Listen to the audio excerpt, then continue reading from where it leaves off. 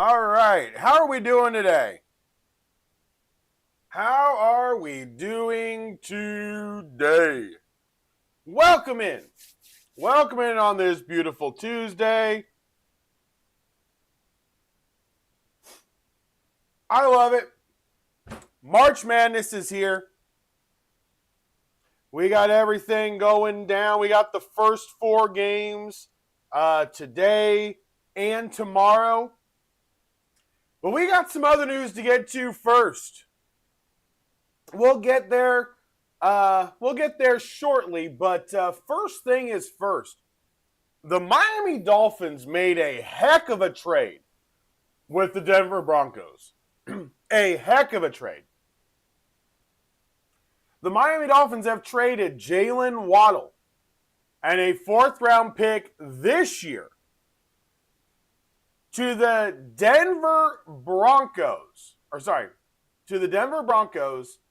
And the Broncos are going to send their 1st-round pick, number 30th overall, their 3rd-round pick, 94th, and their 4th-round pick, 130th. So they're swapping 4th-round picks.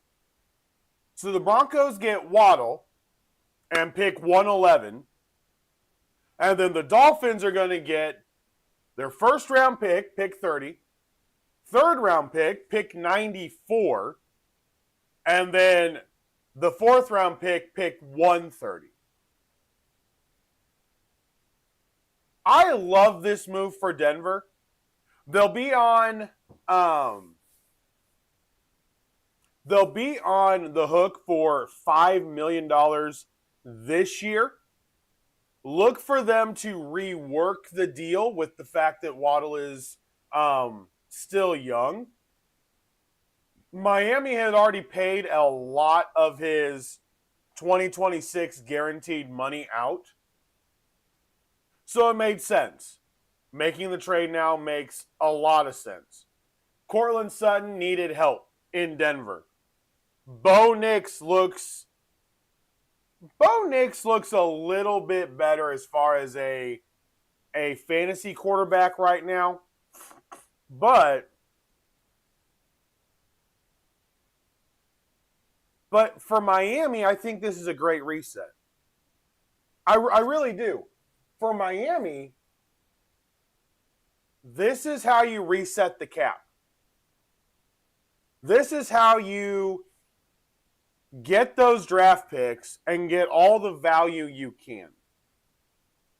Miami right now, I was looking at this. Don't laugh. Because right now, their receiving core is Jalen Tolbert, Tutu Atwell, Malik Washington. Yeah. Their tight end is Greg Dulcich. Their running back is Devon Achane. That's the best player on the offense by far. Now, this does have me concerned because if they don't make any moves whatsoever, Malik Willis doesn't have anybody to throw the football to. Nobody. So they've got to draft. In my opinion, they need to draft 2 receivers. There's got to be somebody to actually throw the football to. Somebody. Because right now, it ain't any of them. It's not.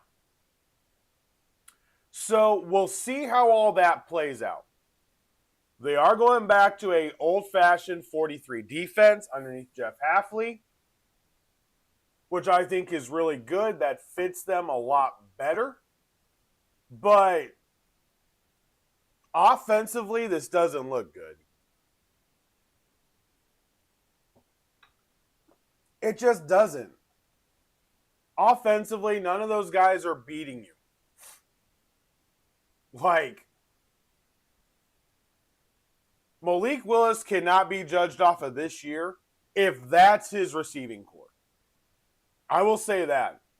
Malik Willis cannot be judged off of this year if that is his receiving core. He had one receiver in Jalen Waddle.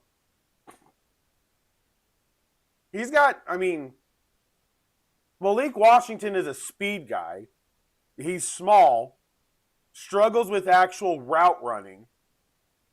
Tutu Atwell, we've seen for the last years in with the Rams. He'll have 4 really good games a year and then 13 bad games. Jalen Tolbert has never been able to be consistent in this entire time as a football player. Even in college, he was up and down. So for Miami, it's a reset. They're setting up for 2027. I don't think they're doing it as far as trying to get the quarterback, but they're still resetting for 2027. Remember, they gained $24 million in dead cap money back from the Tua deal. They gained money back from the Tyreek Hill cut. They're going to gain money back from the Jalen Waddle trade now. It's a big deal what the Dolphins are trying to do. This will bring them. They're at now $115 million this year in dead cap money. $115 million in dead cap money right now for the Miami Dolphins. That's a lot. That's oh gosh. That's a hefty amount of money. I would take that in my bank account every day.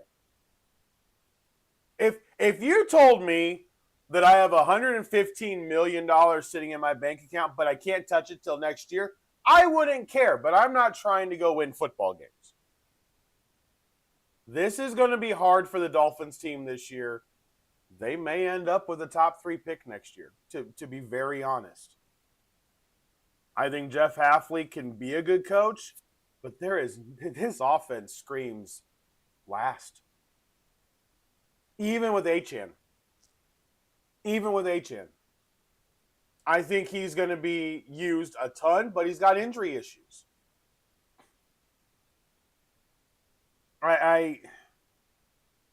That's just what I see happening. Now, yesterday I did not comment on this. Justin Fields is going to the Kansas City Chiefs.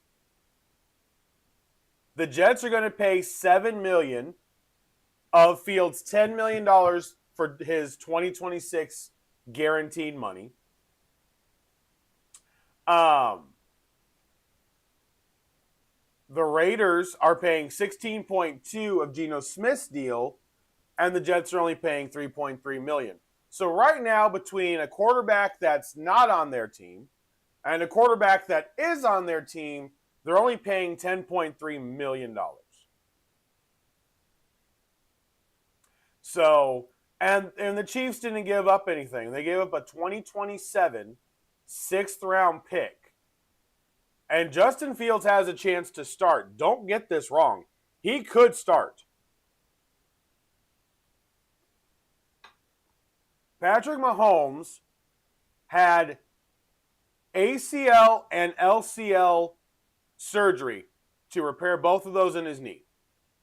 ACL and LCL. That is not conducive for starting training camp. It ain't going to happen. It's not. So Justin Fields will be a starter for the Kansas City Chiefs for at least 4 or 6 games. Then also this morning, the Philadelphia Eagles added Hollywood Brown on an incentive-laden deal worth up to $6.5 million. He has been injured a bunch. A.J. Brown is still being talked about for the trade possibility. Philadelphia seems they're trying to get a bunch for him, but I think the headache of A.J. Brown is taking out a lot of suitors. I really do. I think the headache of A.J. Brown is taking out a lot of middle-level teams that would maybe look at him. He's not worth it. You've got to have an amazing organization and a really buttoned-up staff to be able to handle his diva-ness. Let's just put it that way. So I think that's taking out a lot of suitors for A.J. Brown. May not see him get traded until the actual draft. The 49ers added another receiver. They signed Christian Kirk to a 1-year deal. They already have Mike Evans in the fold. And now they're looking at basically a whole new receiving core outside of Ricky Pearsall. Sky Moore, Kendrick Bourne, Brandon Ayuk, Juwan Jennings. 1-year deal. I like Kirk. I like the speed. He got phased out in Jacksonville pretty quick because he just couldn't play with the rest of them. That's the reality with it. He could not play with the rest of them. Then the Colts re-signed Mo Alley-Cox. That is basically just a continuity signing. Nothing huge there, but that is a continuity signing that works. All right. In the NBA. So last night, The Atlanta Hawks, and nobody is talking about this again, the Atlanta Hawks won their 10th in a row. They beat the Magic 124 to 112. The Warriors beat the Wizards 125 to 117. The Blazers beat the Nets 114 to 95. The Celtics knocked off the Suns 120 to 112. Bulls beat the Grizzlies 132 to 107. Pelicans knocked off the Mavericks 129 to 111. The Lakers came back, beat the Rockets 100 to 92. And then the Spurs beat the Clippers 119 to 105. The current standings right now. This is great. This is absolutely fantastic. The Boston Celtics are 3.5 games back of the Detroit Pistons. The New York Knicks are a game and a half back of Boston. 5 games back of the Pistons. The Cavaliers are 7.5 back, but they're only 2.5 in front of 5th place, Orlando. And 6th place, Toronto. Both of them are 10 games back of the Pistons. In the 7th seed, the Miami Heat are 10.5 back, half game out of 6th. And the Hawks are now sitting at 8th. 11.5 back after winning 10 in a row. The Sixers are 9th. The Sixers are in trouble. The Sixers are in a lot of trouble. Injuries have really hurt them, but they've got a negative point differential, and only the Blazers, which are currently in the top 10 as well. Only the Blazers are the other team that has a negative point differential. That's it. And it's wild down in the West. We'll get there in a second. The Bucks are 6 games back of the Hornets, and the Bulls are 6.5 games back. They're out. I don't see either one of those two teams making a huge run. I do think the trades the Bulls made, they do look good for future. They absolutely look good for future.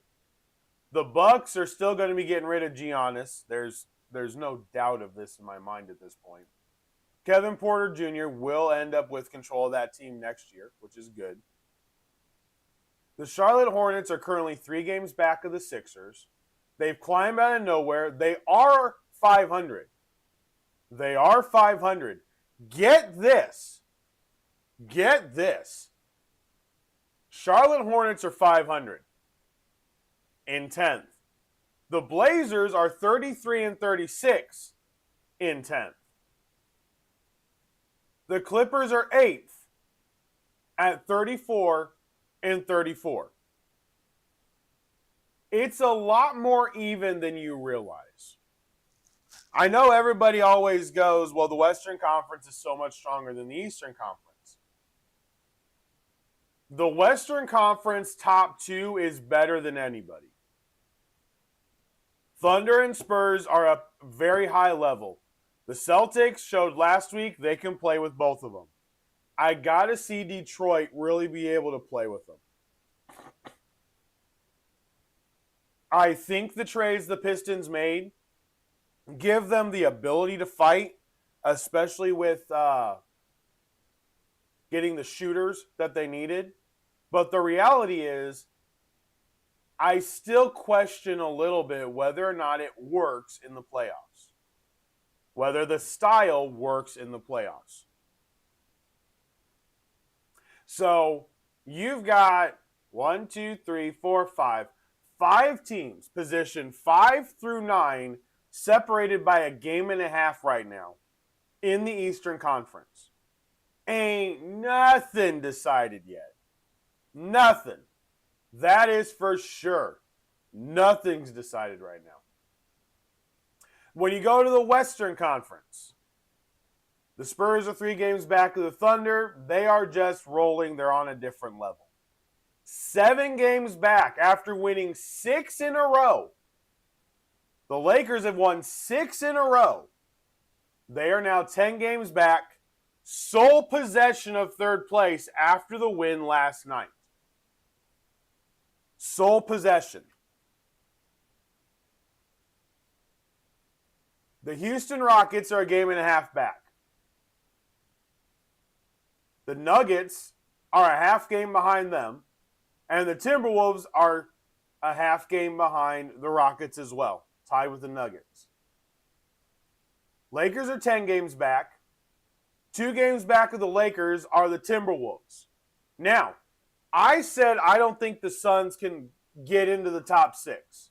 I said that here. You know, the way that everything was going, the injuries, it's what I believed. They're only 2 games behind Minnesota and Denver. And Minnesota just went through a stretch where I'm not sure if they remembered how to play basketball. It looked ugly. Ugly. Bad. There is a shot for the Suns if they can get Dillon Brooks back. There is an outside shot for the Suns to be able to sneak in. If Joker gets hurt again for the Nuggets, they could sneak in. So you've got 3, 4, 5, 6, and 7 separated by 4 games. But 3, 4, 5, 6 separated by 2. Then you go down to 8, 9, 10, which is separated by a game and a half. The Clippers currently own the 8th spot. They've lost 2 in a row. The Warriors are 3 and 7 in their last 10, still without Steph Curry. And the Blazers are just basically remaining where they're at. They're 5 and 5 in their last 10. The Memphis Grizzlies have lost 8 in a row. They're 2 and 8 in their last 10. The Mavericks are 2 and 8 in their last 10. The Pelicans are actually 6 and 4 in the last 10. And another team that's actually been winning, the Sacramento Kings, are currently 5 and 5 in their last 10. They're on a 2-game winning streak. They are on a 2-game winning streak. They are not the worst basketball team in the NBA. In fact, right now, if you play everything out, they're 4th worst. The Pacers, Wizards, and Nets are all worse than the Sacramento Kings right now. The Nets are 2 and 8 in their last 10. So, it's getting tight. It is definitely getting tight. There we go. All right, the Houston Texans have agreed to a 2-year deal with Wyatt Teller, the former Cleveland Brown. Okay, there we go. All right, so they signed Braden Smith, they re-signed Trent Brown, and they've got their guard, Ed Ingram. So right now, Braden Smith and Ed Ingram are simple. Very, very simple.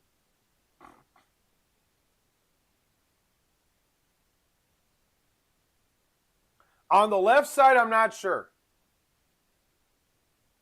I'm really not.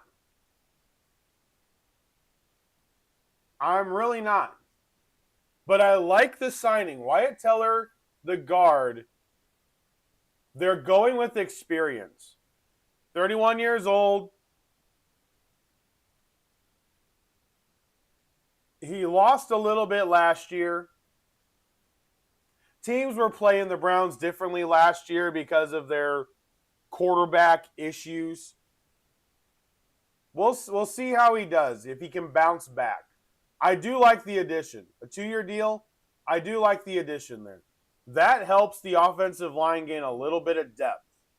That's a good move. Very smart move. All right. Here we go.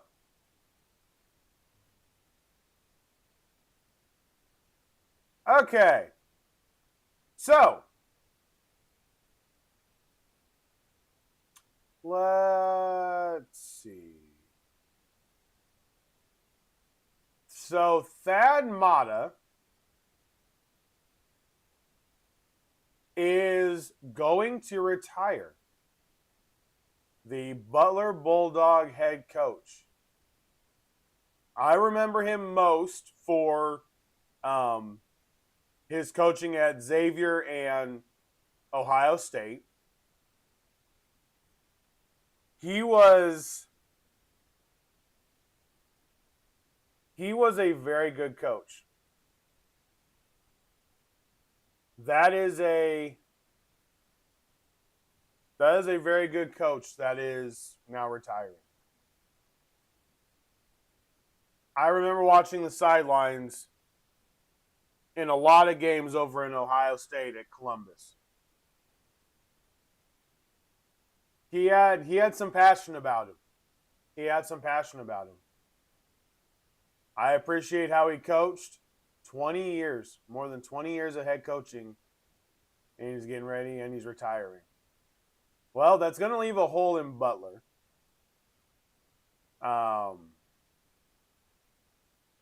In 2001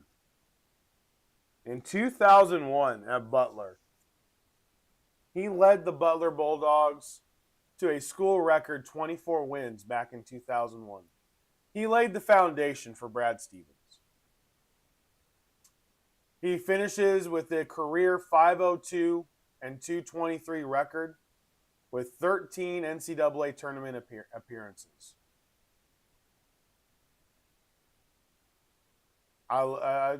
Huge congratulations to him. Enjoy retirement, Thad.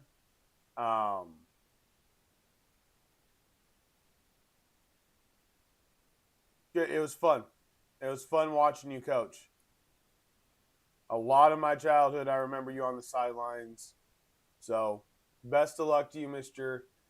Mata, and thank you for how you coached kids in this game of basketball. I do appreciate it. Memphis is going to keep Penny Hardaway as their head coach. It'll be his 9th at the school.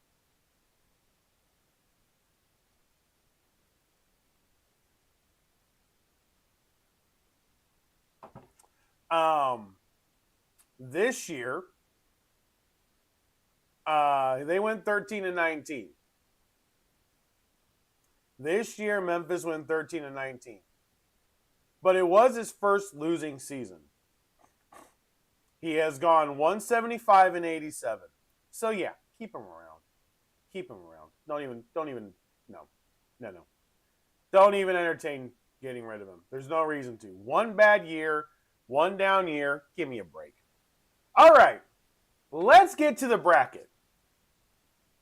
So for those of you that are on Sleeper, I have a bracket on there for the 2026 March Madness season. And if you want to join in, let me know. All right, so the first 4 games are tonight and tomorrow night. NC State plays Texas tonight at 9:15. This game, right now, NC State is favored by 1.5. I do think this was a very good play-in game. The first 4 out were evidently Oklahoma, Auburn, San Diego State, and IU. I don't know how IU was that high. I'll be honest. If IU got in, there would have been questions. There is no reason IU should have been in this tournament. They absolutely stunk it up down the end of the season. But NC State Texas is a very viable play-in game. This is for the West. So this is going to determine who plays BYU on Thursday. The winner of this game plays BYU on Thursday. Now, the 16-game matchup is Howard versus UMBC. And the winner of that game is going to go play Michigan. UMBC's favored by 1.5. I'm going to go Howard. I think I'm going to go Howard tonight. And I think I'm going to go Texas. I think I'm going to go with the technical underdogs on both. 1.5 there's no real underdog. I think Texas NC State matches up amazingly against each other. I think it's going to be a fantastic game. So I think I'm going to go Texas probably. I never normally care about the play-ins, except for the other one. There's one of these I really care about. I think Texas will sneak it out a little bit. Howard, I've never watched their games live. Ain't going to lie to you and say I have. I went back and I was watching some of the highlights. I think Howard probably can go on a spurt, and that's where UMBC just can't keep up. So, I mean, it would be fantastic for Howard to get a W. So I'm going to go Howard and Texas in tonight's games.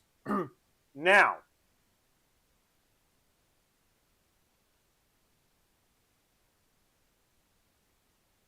the game tomorrow night.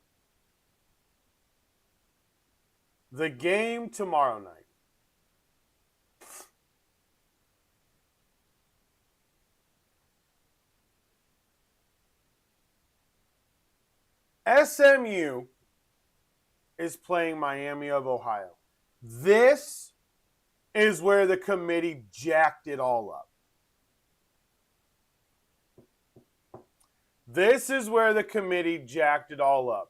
And I know there are people out there saying, well, if they belong in the tournament, then they'll beat SMU. Talking of Miami of Ohio. Really? If they deserve to be in the tournament, they can beat SMU. They lost one game all year, and it was in the conference tournament, not the regular season.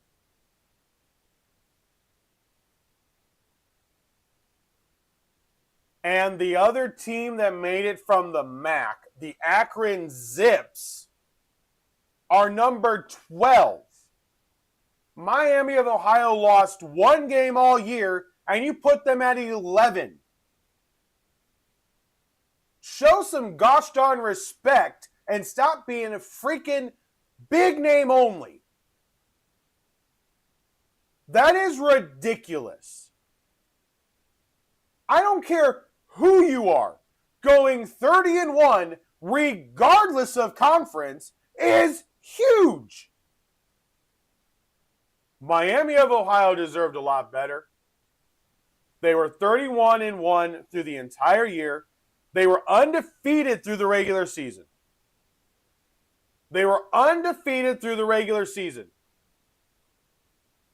And then they lost to UMass in a thrilling game, by the way, 87-83 in conference play.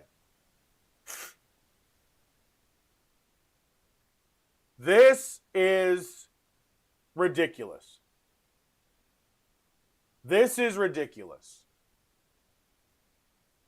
Akron is 29-5.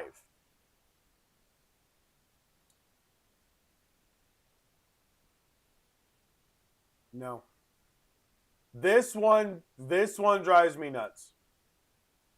That is a horrible seeding. Most everything else, the only team I would say I may have had in here is Auburn. I think Auburn had a lot to be able to offer the tournament. I loved how they were playing to close out the year. But the reality is, they missed on the Miami of Ohio. And the winner of that game plays Tennessee on Friday.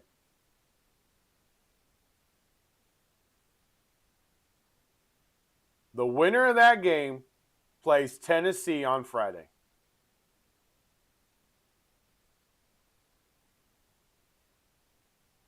So,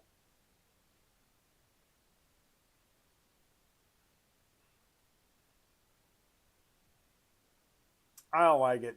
It's just that simple, guys. I really don't.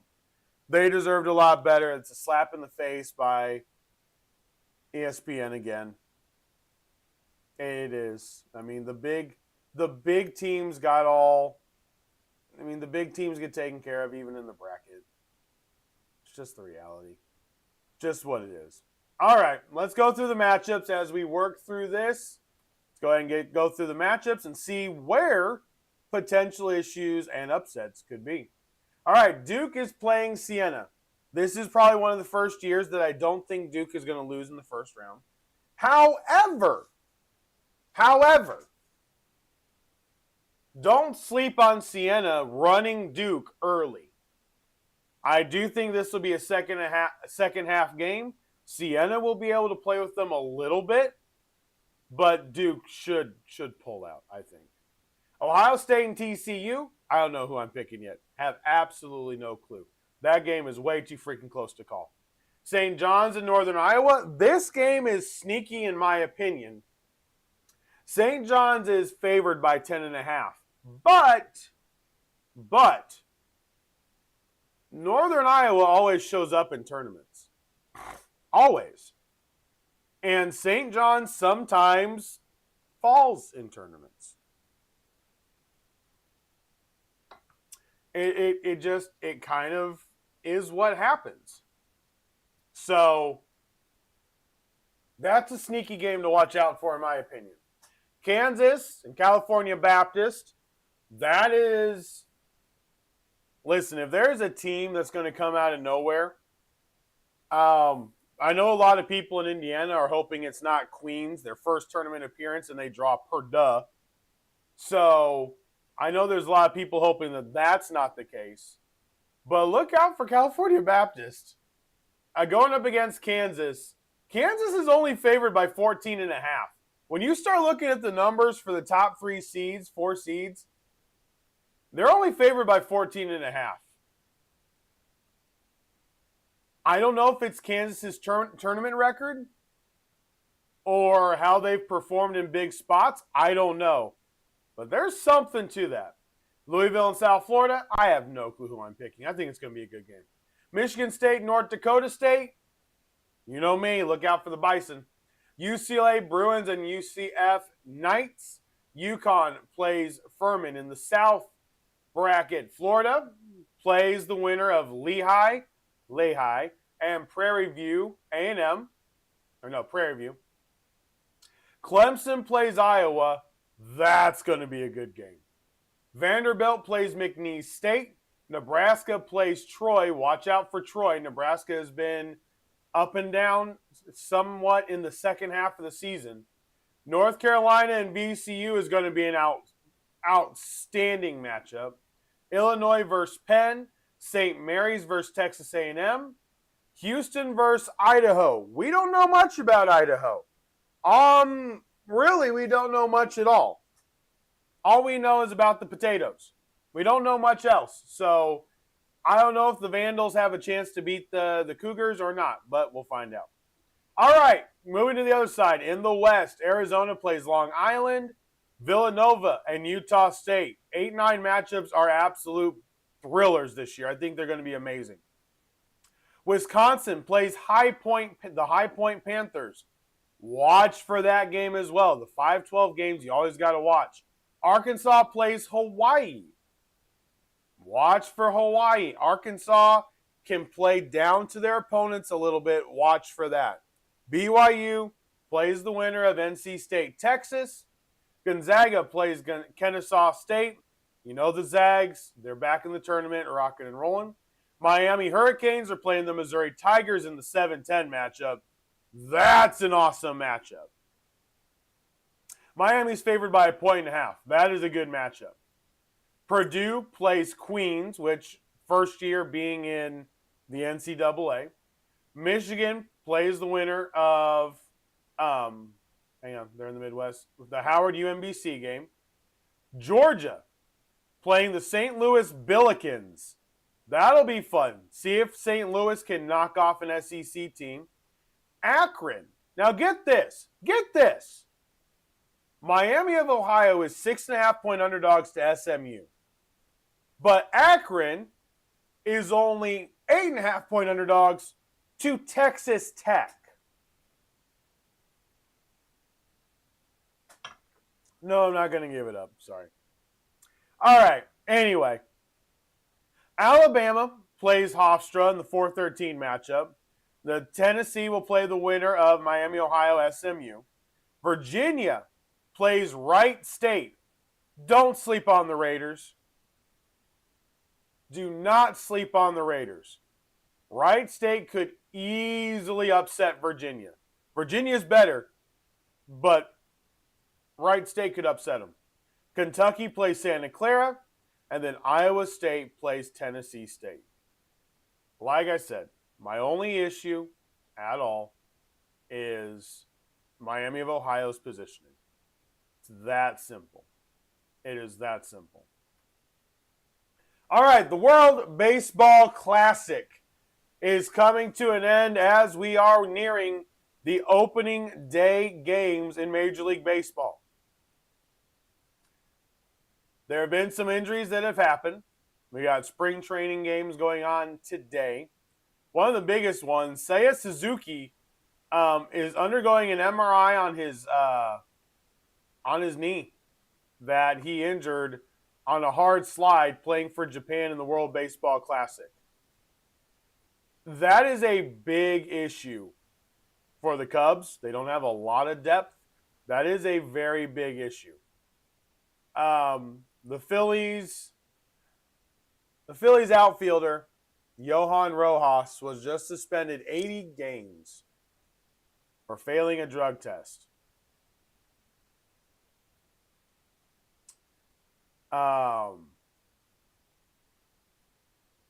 It means that if the Phillies make the playoffs, he cannot play in the postseason this year. He cannot play in the postseason this year.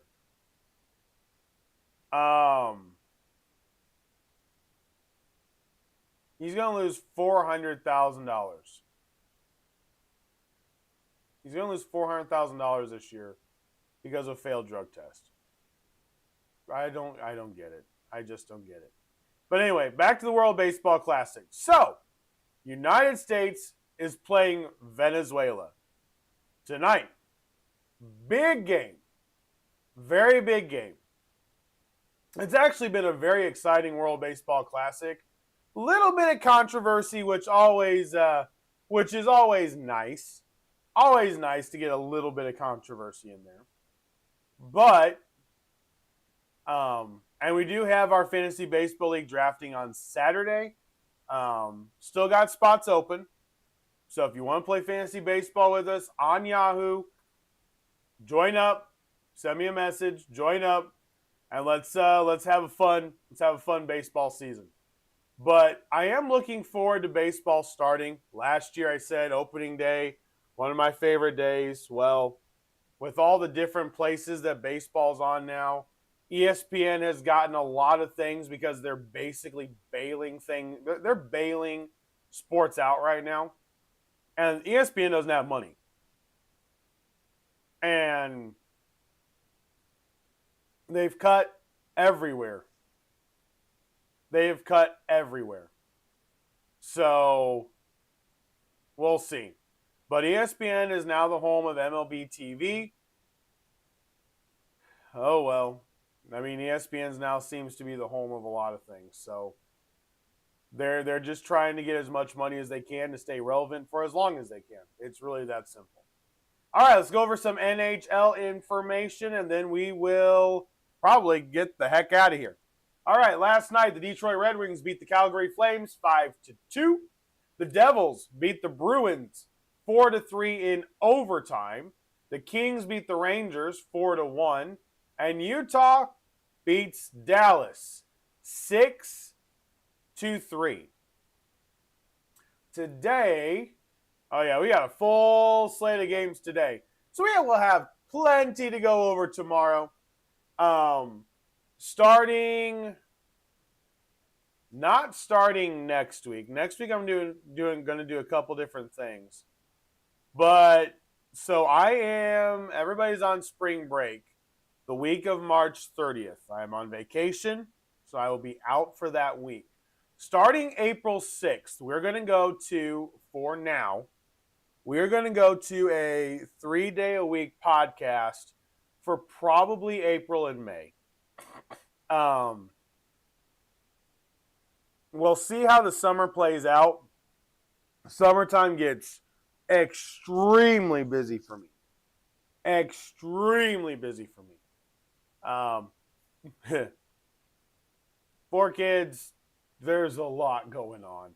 So summertime always gets a little bit interesting. But for at least April, we'll see how May goes. We're going to go to 3-day-a-week podcasts, Monday, Wednesday, Friday. There's just not as much going on. The NBA stuff kind of slows down after we get through a lot of these battles. We get through the NCAA tournament, which starts this weekend, and then goes through the middle of April. Well, middle of April, the playoffs start, so I'll be able to use shorts to be able to react nightly to the games that happen, to the games that go on. But we are going to go to 3-day-a-week podcasts to be able to just make it a little bit easier on me and not drown out content, because I can do everything I normally do, but with doing it live, doing the snapshots live, it was a little bit different because they were only 20-minute videos anyway. So I can do 3 snapshots in one podcast.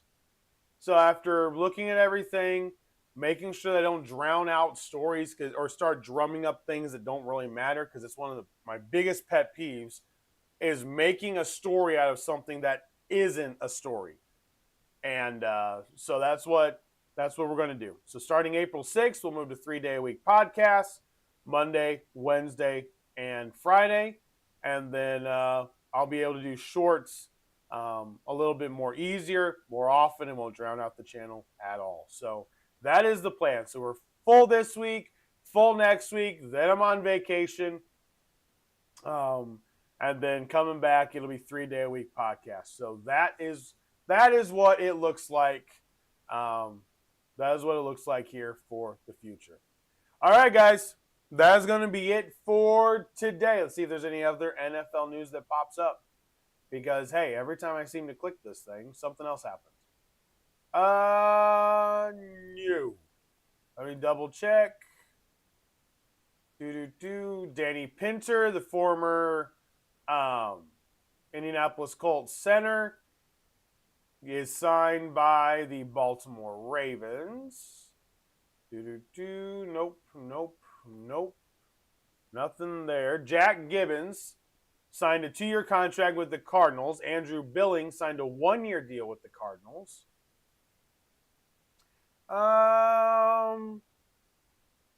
Nope. Nothing there. The Panthers and Sam Martin signed Sam Martin to a 2-year deal worth up to $5 million. Colts signed former safety from the Cowboys, Junior Thomas. That's basically to replace Rodney Thomas, who already left. The Raiders signed, Segun Olubi, the former Colt linebacker, who I thought had potential in this 43 defense. They got him. He's a fast linebacker, so not bad. Charlie Heck got signed by the Miami Dolphins. And Jeremy Nichols is going back to Washington on a 1-year deal. All right. And that's it. That is it. It's Tuesday. We're not to the middle of the week yet, but it's Tuesday. Make it the absolute best day that you can.